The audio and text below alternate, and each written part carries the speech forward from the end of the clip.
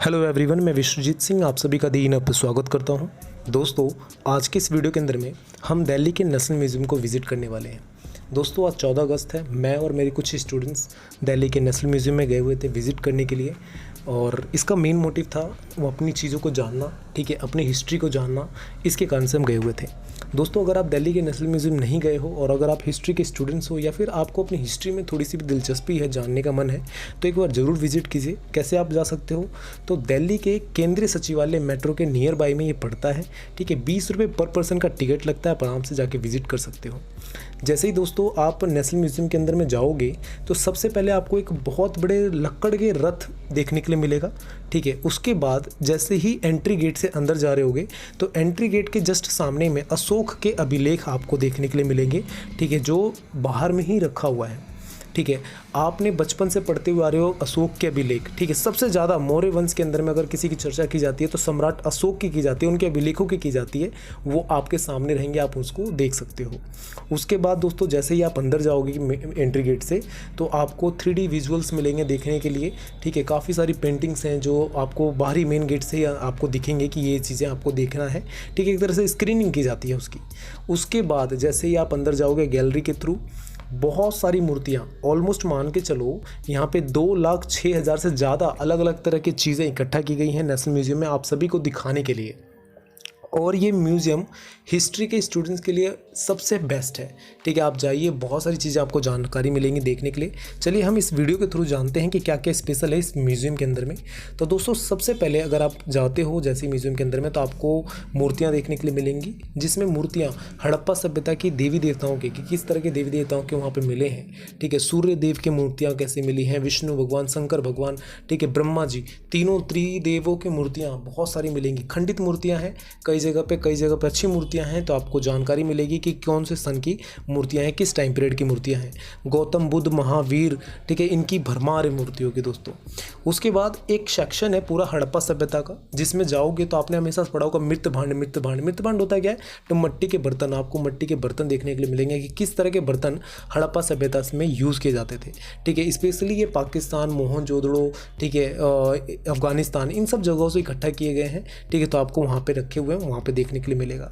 इस म्यूज़ियम की अगर हम थोड़ी सी बात करें तो म्यूज़ियम के अंदर में ऑलमोस्ट 2,06,000 से ज़्यादा चीज़ें रखी गई हैं, जो 1949 में भारत सरकार के द्वारा शुरू किया गया था। हड़प्पा सभ्यता पे वापस आते हैं। हड़प्पा सभ्यता के बारे में ये सब जब जानकारी आपको मिलेगी, साथ साथ में आपको मिलेगा मृतदाह, ठीक है, शवदाह क्या होता था, जहाँ पे शवों को दफनाया जाता था, ठीक है। और शव को दफनाने की विधि क्या होती थी, शवों के साथ में क्या चीज़ें दफनाई जाती थी, ये आपने बुक में पढ़ा था, पर विजुअल आपको नेशनल म्यूज़ियम के अंदर में देखने के लिए मिलेगा। एक सेक्शन आपको अलग से मिलेगा जहाँ पर चांदी की मूर्तियाँ बहुत सारी मिलेंगी, ठीक है, मंदिर बने हुए मिलेंगे देखने के लिए, वो मिलेगा। चेर, चोल, पांड्यन जो वंश है, पूरा प्रतिहार वंश है, पाल वंश है, इनके द्वारा बनाई हुई हज़ारों मूर्तियाँ आपको वहाँ पर देखने के लिए मिलेंगी। क्योंकि जो आपका प्रायद्वीपीय भारत है, दक्षिण भारत का जो हिस्सा है चेर, चोल, पांड्यन वंश का, यहाँ पर सबसे ज़्यादा मंदिर हुआ करते थे और इन्हीं के द्वारा सबसे ज़्यादा मूर्तियों का निर्माण करवाया गया। ये आप वहाँ पे जाकर देख सकते हो, ठीक है। सिक्के, एक सिक्कों का बहुत बड़ा सेक्शन है दोस्तों, जिसके अंदर में आप जाओगे तो आपको सिक्के की शुरुआत से लेकर जो आज का करंट का जो सिक्का है हमारा, ठीक है, वहाँ तक का पूरा लाइफ लाइन देखने के लिए मिलेगा। सिक्के का जो वज़न है, जैसे सातवाहन वंश रहा, ठीक है, या मुगल काल के अंदर में कई बार जो सिक्कों का वजन था 50-50 किलो तक का था, ठीक है। तो उसको कैसे कैरी किया जाता था, ठीक है, उन सिक्कों का क्यों बनाया गया, ठीक है, एक तरह का डेमो सिक्के हुए करते थे, ठीक है, सिर्फ डेमो दिखाने के लिए बनाया गया था, बड़ा प्रतिरूप के तौर पे, ठीक है। तो उनका क्या यूज़ था, ये सब आपको देखने के लिए मिलेगा, समझने के लिए मिलेगा। आपने अजंता की गुफाओं के बारे में बहुत सुना होगा, पढ़ा होगा, ठीक है। आपको इस म्यूज़ियम के अंदर में जाने के बाद अजंता की गुफाओं को 3D विजुअल करने के लिए मिलेगा, आपको वहाँ पे सीखने के लिए मिलेगा। गौतम बुद्ध की बहुत सारी प्रतिमाएं देखने के लिए मिलेंगी, लक्कड़ के ऊपर में बहुत सारी नक्काशी करी हुई मिलेगी, और साथ साथ में दोस्तों हाथी के दांत के ऊपर में बहुत छोटी छोटी नक्काशी करी हुई आपको मिलेंगी चीज़ें देखने के लिए, और बहुत ही इंटरेस्टिंग है। आप सभी को जाना चाहिए, विजिट करना चाहिए, जिससे आप वहाँ पे देख पाओगे इन चीज़ों का, ठीक है। छोटी छोटी चीज़ें हैं, बारीकी चीज़ें वहाँ पे रखी गई हैं, जिसको आपको देखने के बाद सीखने के लिए मिलेगा बहुत सारी चीज़ें, ठीक है। वहाँ पे नृत्य करती हुई बहुत सारी मूर्तियाँ हैं, पेंटिंग है, वहाँ पे हज़ारों लाखों पेंटिंग है, जिसके अंदर में कृष्ण भगवान का लेकर, रामायण का लेकर, और बहुत अलग अलग तरह की जो पेंटर है उस समय का, उसने 3D विजुअल डालने की कोशिश करी उस पेंटिंग के अंदर में। भारत के मतलब मान लो ऑलमोस्ट हर राज्य की पेंटिंग आपको देखने के लिए मिलेगी, जिसमें सबसे ज़्यादा जो पेंटिंग है आपको राजस्थान का मिलेगा, ठीक है, राजस्थान के बूंदी का, जयपुर का, ठीक है, इनकी पेंटिंग मिलेगी। और अलग अलग जो राजा महाराजा रहे, तंजावुर रहा, अलग अलग रहे, उनकी वहाँ पे पेंटिंग्स देखने के लिए मिलेंगी, मूर्तियाँ देखने के लिए मिलेंगी, ठीक है, उनके द्वारा किए गए कार्य के जो प्रमाण थे वो देखने के लिए मिलेंगे।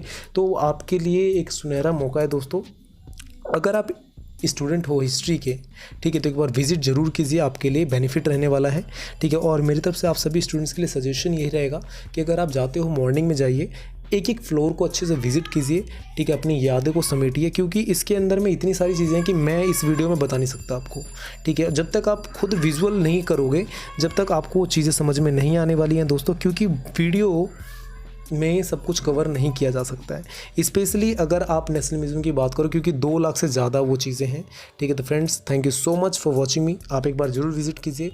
ऑल द बेस्ट आप सभी के लिए आगे आने